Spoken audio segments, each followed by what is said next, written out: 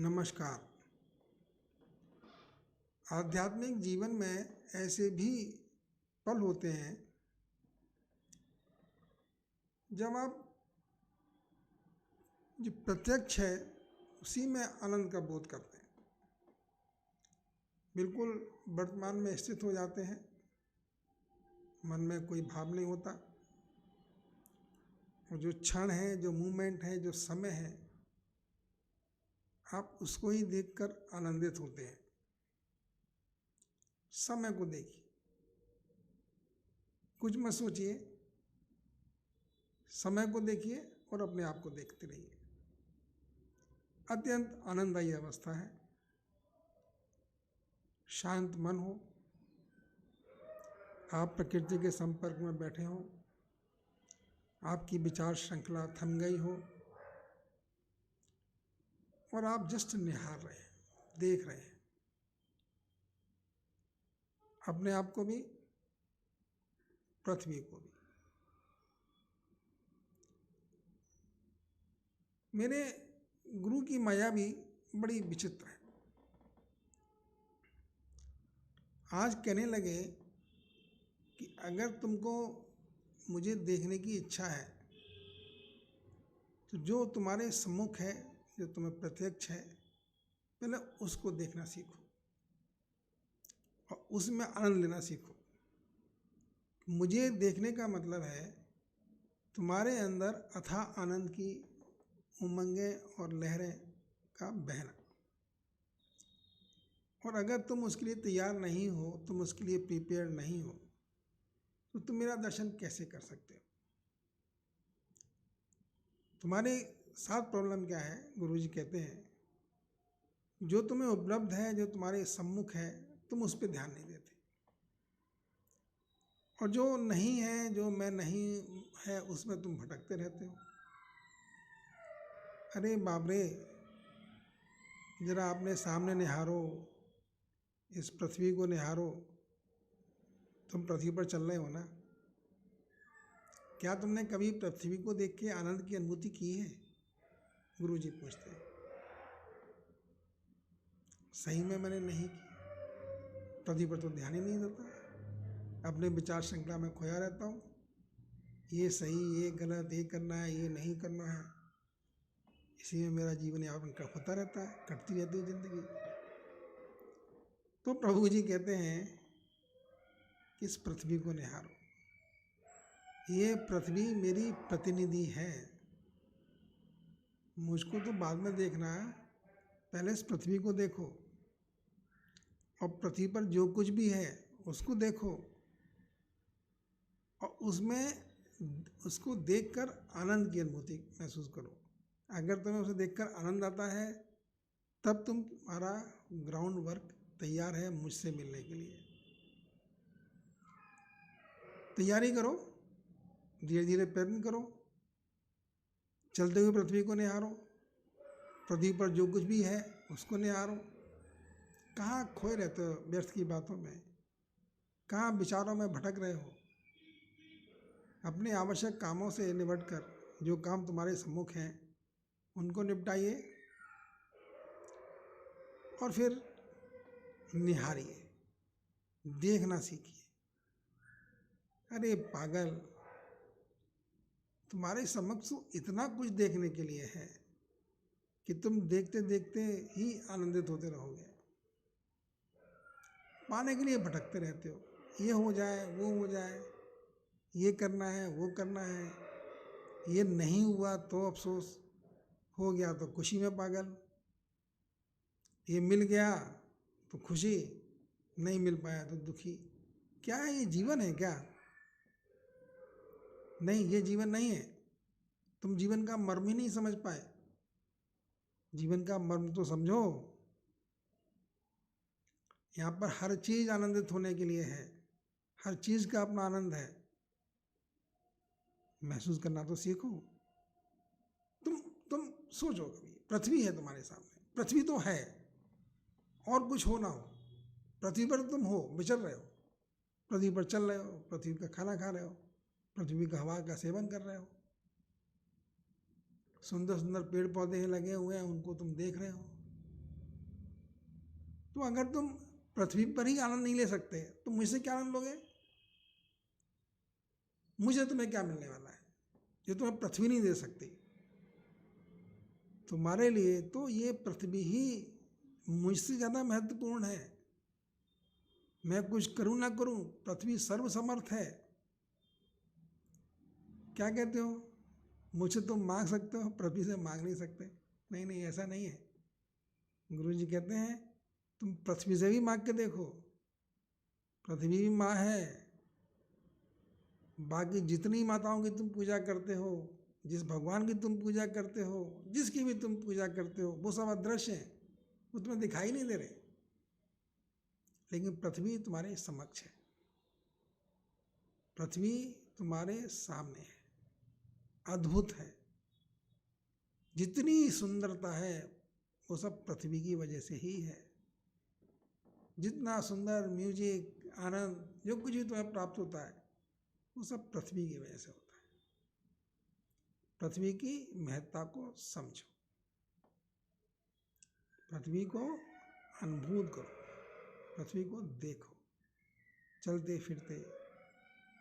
और जब तुम पृथ्वी को देखना शुरू करोगे तब तुमको ये समय की धारा भी समझ में आने लग जाएगी, तुमको अपना व्यक्तित्व भी समझ में आने लग जाएगा।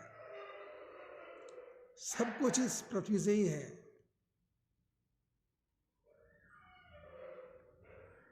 क्या प्रभु जी, चलो बद्रीनाथ चलते हैं, गुरु जी कहते हैं। और मैं गुरु जी के साथ बद्रीनाथ की यात्रा पर निकल पड़ता हूँ। देखता शुरू करता हूँ वो सुंदर सुंदर पहाड़ की चोटियाँ। अभी बर्फ़ का समय है तो बर्फ़ भी दिखाई दे रही है, नीचे बहती हुई गंगा, गंगा के बाद फिर अलकनंदा, और फिर पहाड़ियाँ, बद्रीनाथ का मंदिर। बद्रीनाथ के मंदिर में आगे वो गर्म पानी का कुंड जिसमें नहाने की व्यवस्था है, और अंदर भगवान कृष्ण का, नारायण का मंदिर, हनुमान जी भी हैं वहाँ पर, भगवान नारायण भी हैं, नारद जी भी हैं, अक्रूर जी भी हैं। सब पृथ्वी पे है, सब कुछ पृथ्वी है, पृथ्वी से परे कुछ नहीं है। भ्रम में मत पड़ो, पृथ्वी पर ही आनंद लो। वैसे भी जो सांसारिक आनंद है वो भी पृथ्वी से ही प्राप्त होते हैं, और जो आध्यात्मिक आनंद हैं वो भी पृथ्वी से ही मिलते हैं। इसलिए पृथ्वी पर विचरना सीखो। फिर मेरी नज़र ऊपर आसमान पर उड़ जाती है।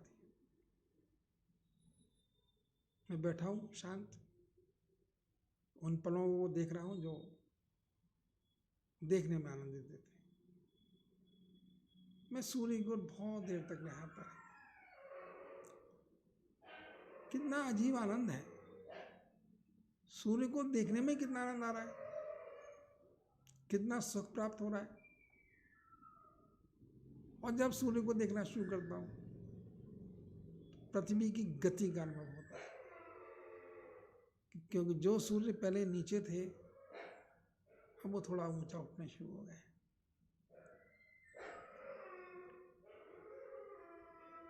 देखिए, इस चैनल में हम जो भी संदेश प्रसारित करते हैं वो आध्यात्मिक व्यवस्था की थोड़ी उच्च शिखर से निकलते हैं। हर किसी को उनको समझना और उनमें आनंद लेना आवश्यक नहीं है। समझ से थोड़ा परे है, लीक से थोड़ा हट के है। संसार जिस चक्र में चल रहा है, संसारिक क्रियाकलाप जहाँ चल रहे हैं, उनमें इस तरह की बातें कम सुनाई देती हैं। इस तरह की बातों के लिए कोई स्थान नहीं होता। हम मंदिर जाते हैं, बड़े भक्ति भाव से हम पूजा करते हैं, बस हमारी आध्यात्मिकता मंदिर पहुंचकर पूरी हो जाती है। हम कर्म भी करते हैं, हमें जीवन यापन भी करना है, संसारिक कर्म भी करने हैं,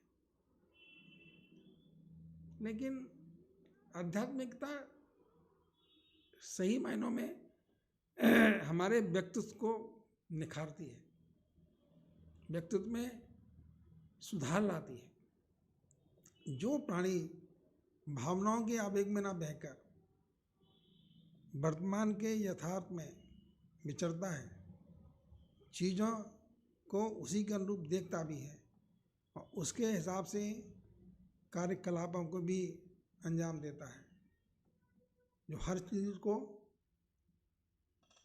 उसकी सत्य अवस्था में देखता है, उसके कार्यों में भी खुशबू आती है, क्योंकि वो अपने लिए कुछ करता ही नहीं है। वो समझ जाता है कि उसका कुछ है ही नहीं, उसका काम है जिसने संसार में भेजा है उसकी आज्ञा का पालन करना, और वो ये काम करता है। वो तत्व को समझ जाता है, संसार को समझ जाता है, जो क्षमता है उसको प्रदत्त है वो भी उसकी अपनी पैदा कोई की हुई नहीं है, उसे मिली हुई है। हाँ, बस वो कुछ जो नकारात्मक ऊर्जा है उनसे बचाव रखता है, वो आलस से बचाव रखता है, आलस को अपने ऊपर हावी नहीं होने देता। जो नेगेटिव थॉट्स हैं, निरर्थक थॉट्स हैं जिसको मन में विचर रहे होते हैं, उनको ही बाहर निकाल के फेंक देता है, और वो प्योर अवस्था में रहता है। प्योर अवस्था में रहते हुए ही वो आध्यात्मिकता का बोध करता है। आध्यात्मिकता मतलब अपने आप को समझना। ये अभ्यास की चीजें हैं।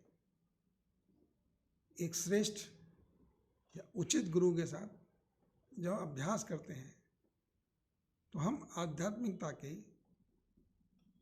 ऊंचे शिखरों की यात्रा करने लग जाते हैं। खुशकिस्मत हैं, भगवान श्री कृष्ण और राम हमारे साथ हैं। परम योगी, परम सन्यासी, परम कर्तव्यनिष्ठ, क्या तारीफ करी जाए उनकी, सब कुछ गुण उन्हीं के अंदर है। तो हम भारतीय हैं, सनातनी हैं, हम गौरवान्वित अनुभव करते हैं कि हमने ऐसे देश में जन्म लिया। आध्यात्मिकता की ओर बढ़ें।